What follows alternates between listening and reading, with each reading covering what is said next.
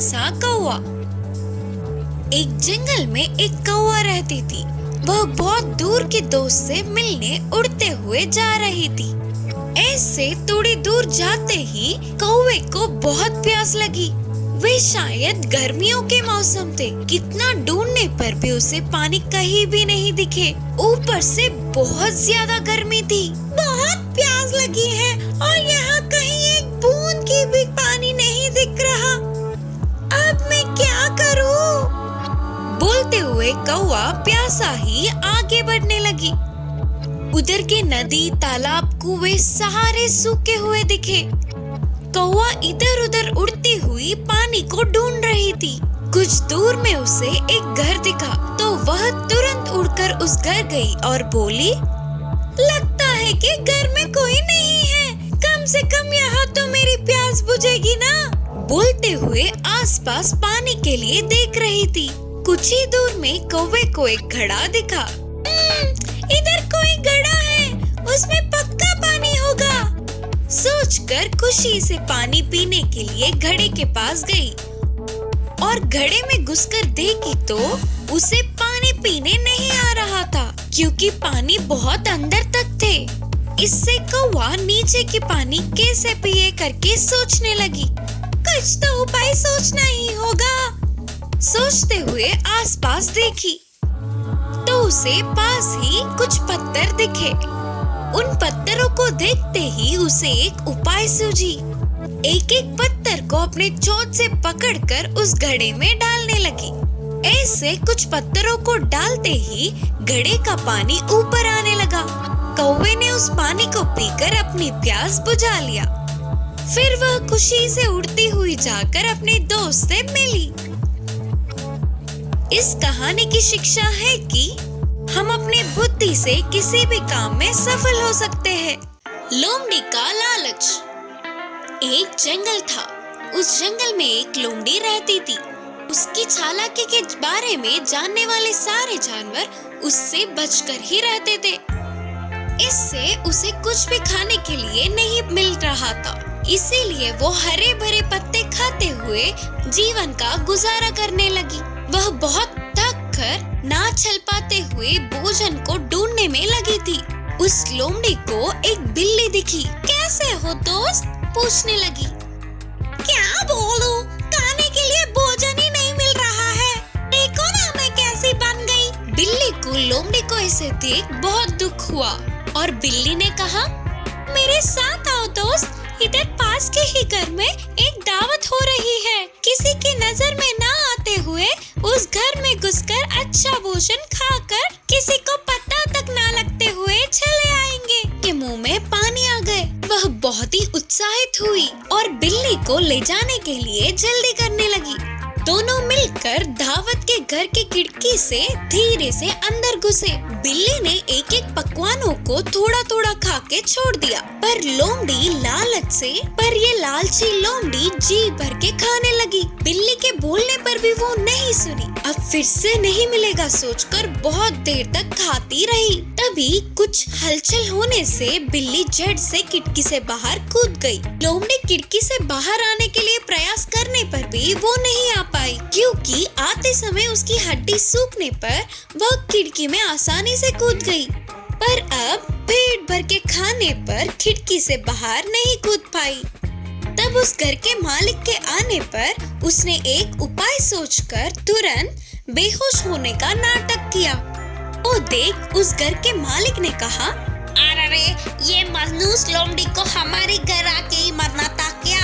इस घर को पता नहीं किसकी बुरी नजर लग गई। सोचकर उसे घसीटते हुए गांव के बाहर फेंक दिया। उन लोगों के जाते ही लोमड़ी धीरे से उठकर शरीर से धूल छटा के बार बच गया रे बोलते हुए जंगल में भाग गई। इस कहानी की नीति है कि लालची होने पर मुश्किलें तो आएंगी ही। होशियार खरगोश। एक घने जंगल में एक क्रूर शेर था। वह शेर बहुत ही शक्तिशाली और घमंडी था। अपनी भूख को मिटाने के लिए दिखने वाले हर जानवर को मार के खा जाता था।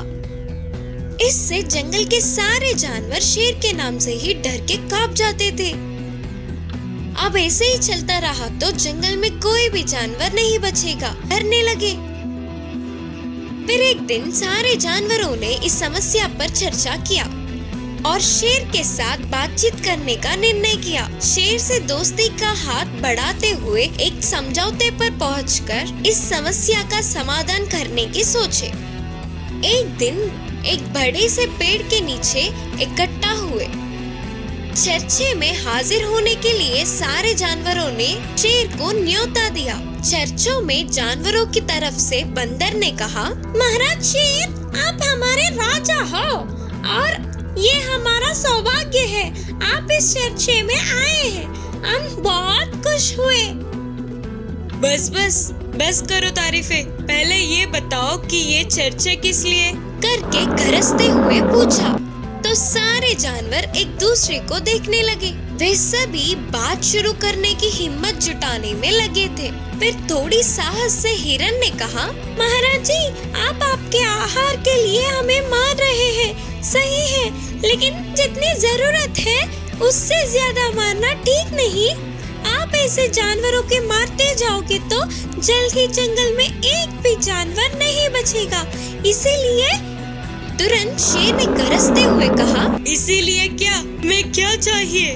हम सब ने अब तक इस समस्या पे चर्चा किया और इसका समाधान भी सोचा है। फिर शेर ने पूछा, क्या है वो समाधान? तब हाथी ने कहा, आपके गुफा में हर रोज एक जानवर को बेचने का निर्णय किया। ऐसे आप आपके पसंद से मार के खा सकते हो और आपको शिकार करने की तकलीफ भी नहीं होगी। तब इस समझौते को शेर तुरंत मानते हुए कहा, ध्यान रहे, जानवर ठीक समय पर मेरे पास पहुंच जाना चाहिए, नहीं तो मैं तुम सबको मार दूंगा। बोलकर चेतावनी देकर चला गया शेर। उस दिन से हर दिन एक जानवर को शेर के आहार में भेजा गया। शिकार करने की जरूरत न पड़ते हुए हर रोज उसके पास आहार पहुंच जाने पर शेर भी बहुत खुश था। ऐसे दिन बीतते गए तो इस बार शेर के गुफा में जाने की खरगोश की बारी आई। खरगोश बहुत होशियार थी।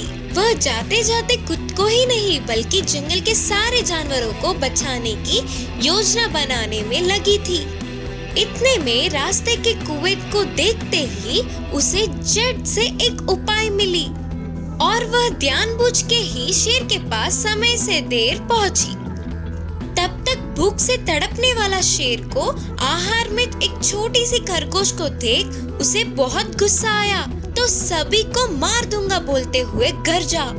तुरंत खरगोश ने कहा, महाराज, आपके आहार में 10 खरगोशों को भेजा था, लेकिन सारे खरगोश को बीच रास्ते में ही एक दूसरे शेर ने मार दिया। वही इस जंगल का राजा है करके भी बोल रहा है, गरज रहा है। मैं अकेली सुरक्षित इधर पहुंचने के लिए कैसे भी करके बच के निकल आई करके बोली खरगोश। यह सुनकर शेर बहुत गुस्से में गरजते हुए बोला, क्या इस जंगल का राजा कोई और? वो कौन है? कहाँ से आया? मैं उसे मार दूंगा, तुम मुझे उसकी जगह पर ले चलो। होशियार खरगोश ने शेर को पानी से भरा गहरी कुएं के पास ले गई और बोली, यही है महाराज उस शेर के रहने की जगह, वह अंदर छुपा है। शेर कुएं में देखता हुआ अपनी परछाई को देखा और वही दूसरा शेर है करके सोचकर और ज्यादा गरजने लगा। तो पानी में परछाई वाला शेर भी एक समान गुस्से में था।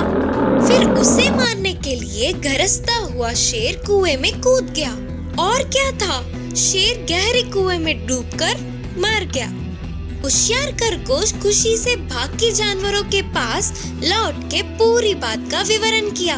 इससे सारे जानवर बहुत खुश हुए। खरगोश की होशियारी की भी बहुत तारीफ किया। ऐसे उस शेर का पीछा छूटने पर जंगल के सारे जानवर खुशी खुशी जीने लगे।